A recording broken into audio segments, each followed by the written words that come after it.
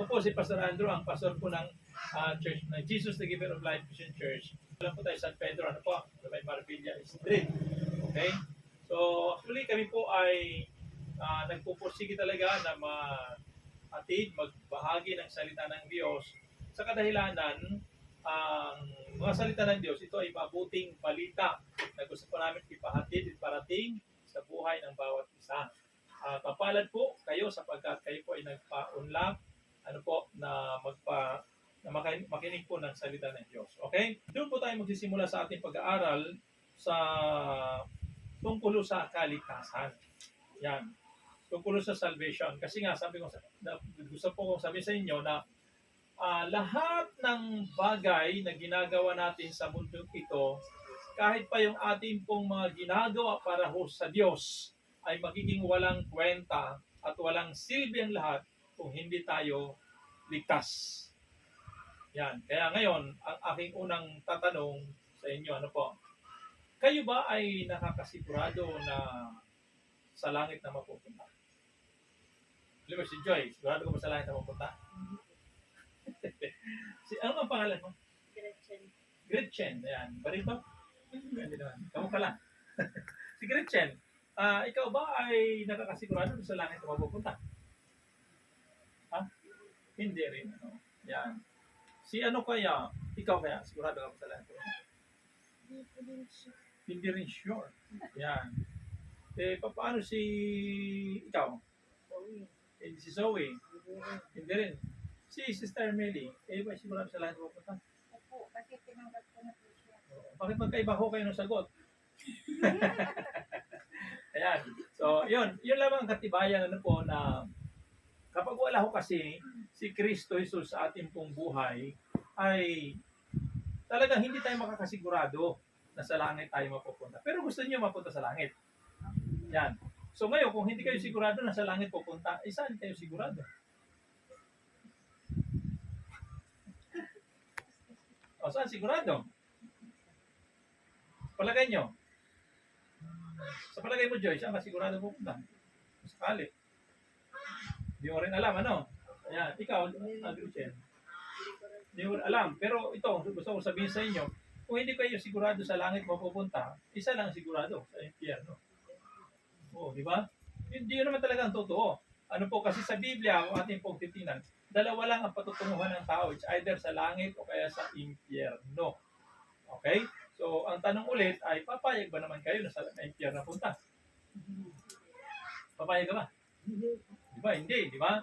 So, kinakailangan maunawaan po natin ang salita ng Diyos para huwag tayo mapunta sa impyerno. Pero bago po yun, ano ang dapat yung gawin para huwag tayo mapunta sa impyerno? Huwag gumawa ng kasalanan. Huwag gumawa ng kasalanan. Ano pa? Huwag gumawa ng kasamaan. Sorry, ikaw. Ikaw, ano, Gretchen? Ano dapat gawin para mapunta sa impyerno? Hindi mo rin alam. Okay, pakinggan nyo mabuti ha. Pakinggan nyo mabuti. Ang pangkaraniwan talaga na ginagawa ng tao para huwag siya mapunta sa impyerno ay, una, nagpapakabait. Kasi ang pagkaintindi kasi natin, pag tayo po ay mabait, sa langit tayo mapupunta. Di ba? Pangalawa, nagpapakabuti. Yan, nagpapakabuti kasi pagkaintindi natin, kapag tayo po ay mabuting tao, di ba? Gumagawa ng mabuti, sa langit tayo mapupunta. Kasi mabuting tao tayo eh. At ang pangatlo, nagpapakarelihiyoso. Kasi ang pagkaintindi natin bilang tao, kapag tayo po ay reliyosong tao, ano po, maka Diyos, sa langit tayo mapupunta. Pero ito ang gusto kong sabihin sa inyo, ano po, na hindi po tama yon. Kasi kahit gaano tayo kabuti, kahit gaano tayo kabait, kahit gaano tayo karelihiyosong tao, hanggat tayo ay may kasalanan, mapupunta pa rin tayo sa impyerno. Ngayon, ang tanong ko ay, naniniwala ba kayo na kayo ay makasalanan? Ikaw, Joy, naniniwala ba makasalanan ka? Ha? Opo. Ikaw, Gretchen, naniniwala ba makasalanan ka? Ha? Hindi. Oo, at saka hindi lang naman. Hindi ka makasalanan? Kaya siya naniniwala, ikaw hindi. Okay, ganito po yan. Ano po? Sabi ng Bible sa Romans chapter 3 verse 23, ang lahat ay nagkasala kaya wala nakaabot sa kaluwalhatian ng Diyos. Pag sinabing lahat, wala exempted. Ikaw, ako, tayong lahat, makasalanan tayo. Kaya hindi natin pwedeng sabihin, hindi tayo makasalanan. May kasalanan tayo. O halimbawa, hindi ba tayo gumagawa ng masama? Hindi ba tayo nagnanakaw, di ba? Hindi ka ba nagnanakaw? Hindi ka nagsisinungaling. Hindi yan, nagsisinungaling, no? Di ba? Hindi rin naman tayo pumapatay, di ba? Kaya minsan hindi tayo nakagawa ng malalaking kasalanan. Pero minsan yung mga maliliit na kasalanan ay ini-ignore lang ho natin.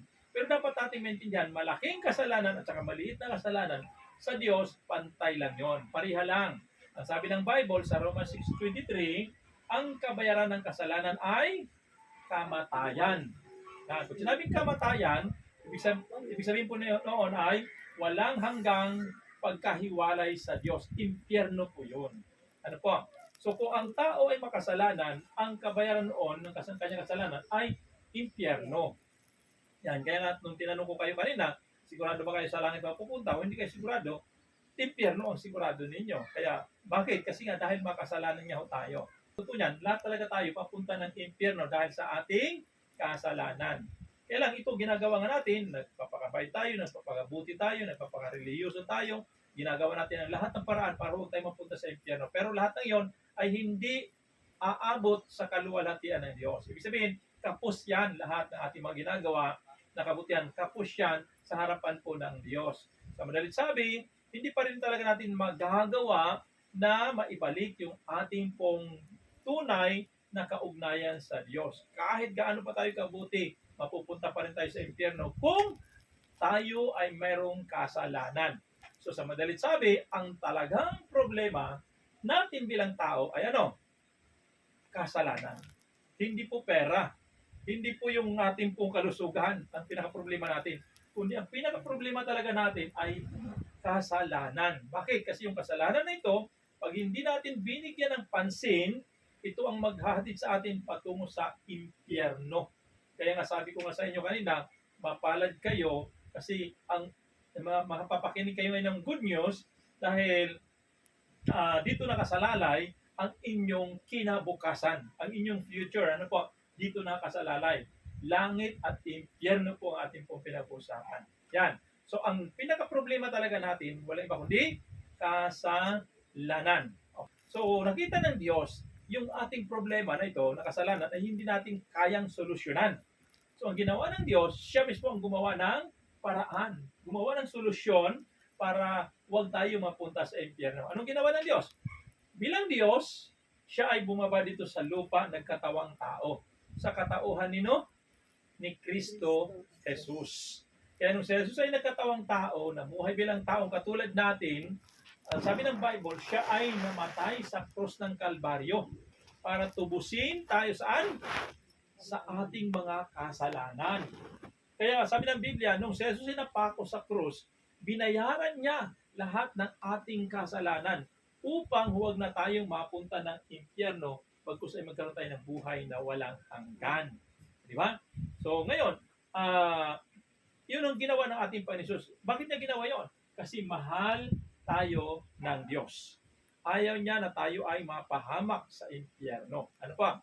So dahil doon, si Jesus ay namatay para sa atin, para tayo po ay magkaroon ng buhay na walang hanggan. Huwag tayo mapunta sa impyerno. Kaya nga sabi sa John chapter 3, verse 16, sabi ng, for God so loved the world. Yung world doon ay tumutukoy po yun doon sa lahat ng mga taong makasalanan na katulad ho natin. For God so loved the world that He gave His only begotten Son. Ibinigay niya ang kanyang bugtong na anak. Sino yun? Si Kristo Jesus. So that, sabi doon, whosoever believes in Him, upang sino man daw pang sumampalataya sa Kanya, kay Jesus, ay wag nang mapahamak, sabi doon sa English, should not perish, but have everlasting life. Ang original talaga na plano ng Diyos sa atin, nung nilikha ng Diyos ang tao ay may buhay na walang hanggan. Ibig sabihin noon, hindi dapat tayo mamamatay. Di ba? Sa piling tayo ng Panginoon, magpakailanman dapat. Kaya lang naging problema nga, nagkasala ang tao. Sino yon? Si Adan at saka si Eva. Nung nagkasala ang tao, nahiwalay ang tao sa Diyos. Ano po? Ang Diyos, nanatili po yung kanyang buhay na walang hanggan, pero ang tao ay nagkaroon siya ng panibagong landasin ng buhay. Yun na po yung patungo na ng impyerno. Yan. Kaya ang ginagawa ng tao, gumagawa siya ng solusyon, nagpapakabait, nagpapakabuti, nagpapakareliyoso, pero hindi niya kayang ibalik yung kanyang dating kalalagayan. So ang Diyos ang gumawa ng paraan, bumaba siya dito sa lupa, at napako siya sa cross para yung ating pong landas na tinatahak, sa halip na papuntang impyerno ay ibalik niya sa buhay na walang hanggan. Sa langit. Di ba? Kaya ngayon, kung kayo ang tatanungin ko, gusto nyo ba mapunta ng impyerno? Ha? Hindi, syempre, di ba? Pero gusto nyo magkaroon ng buhay na walang hanggan.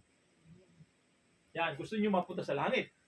So, yan, di ba? So, kung gusto nyo, ito po yon ang dapat natin gawin. Meron tayong 4 na hakbang na kailangan po nating gawin para mapunta tayo sa langit. Una, aminin lamang natin na tayo ay makasalanan.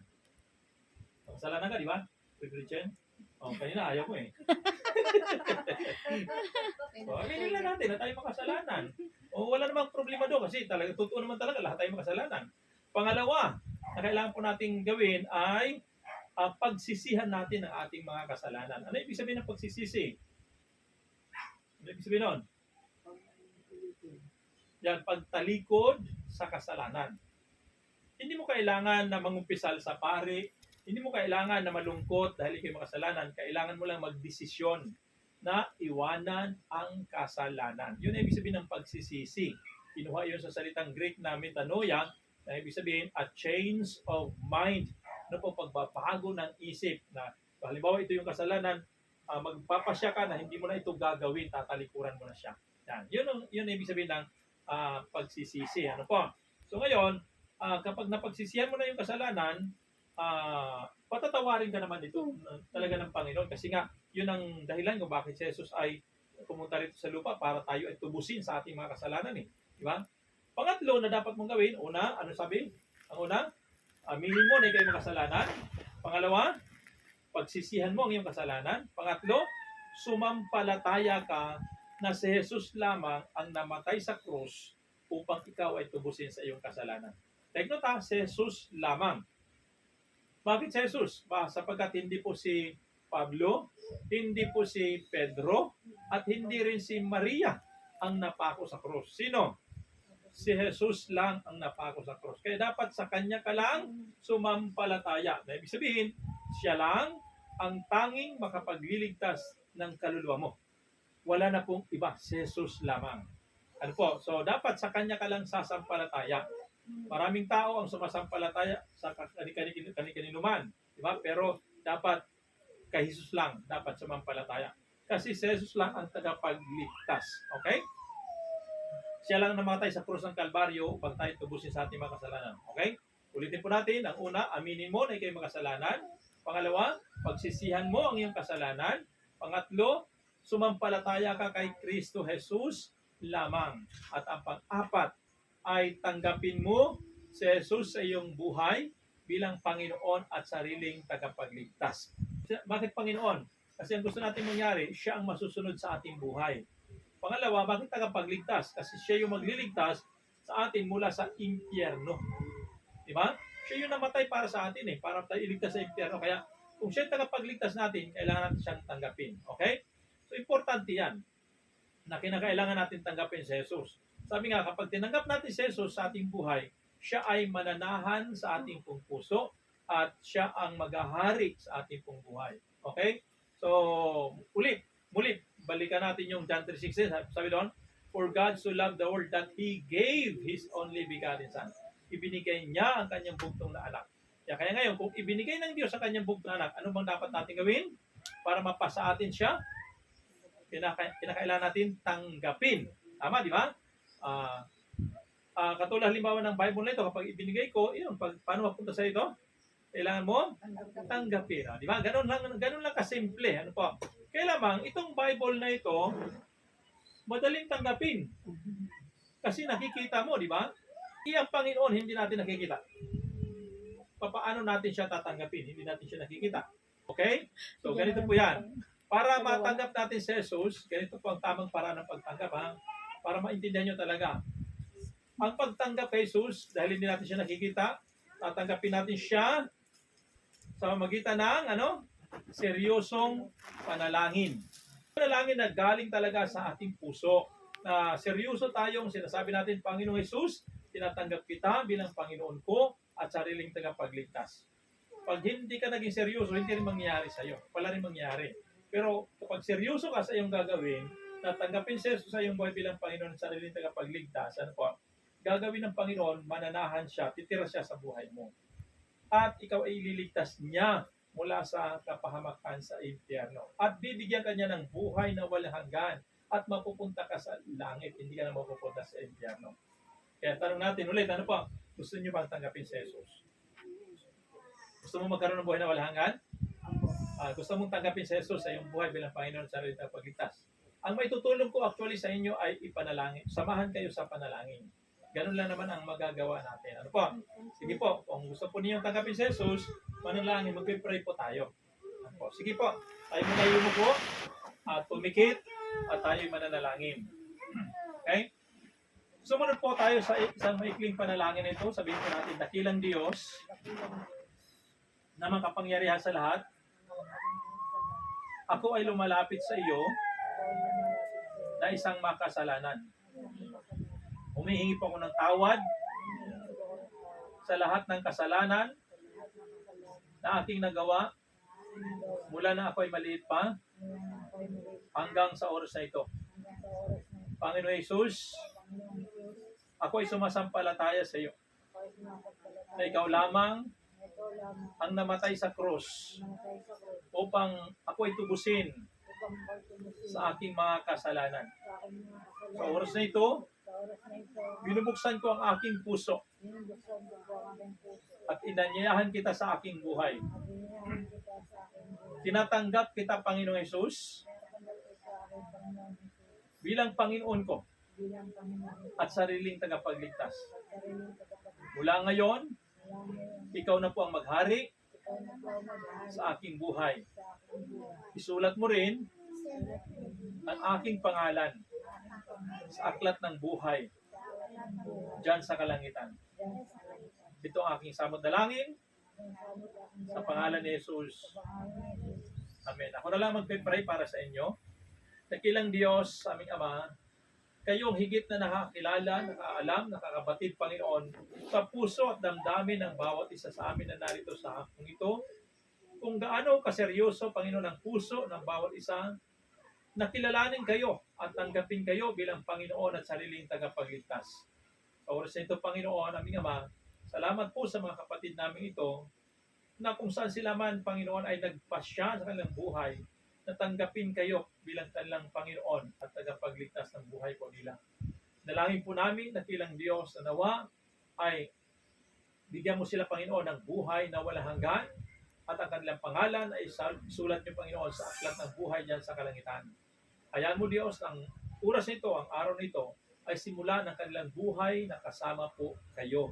Samahan niyo po sila, ingatan niyo po sila, pagpalaan niyo po sila, aming Ama.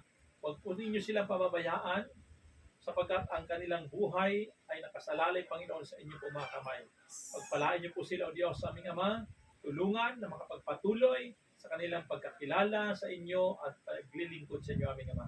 Salamat po, Panginoon, pinagkakatiwala po namin sa inyo ang lahat. Sa pangalan ni Jesus, maayos sa dalangin, lahat ay magsabi ng Amen and Amen.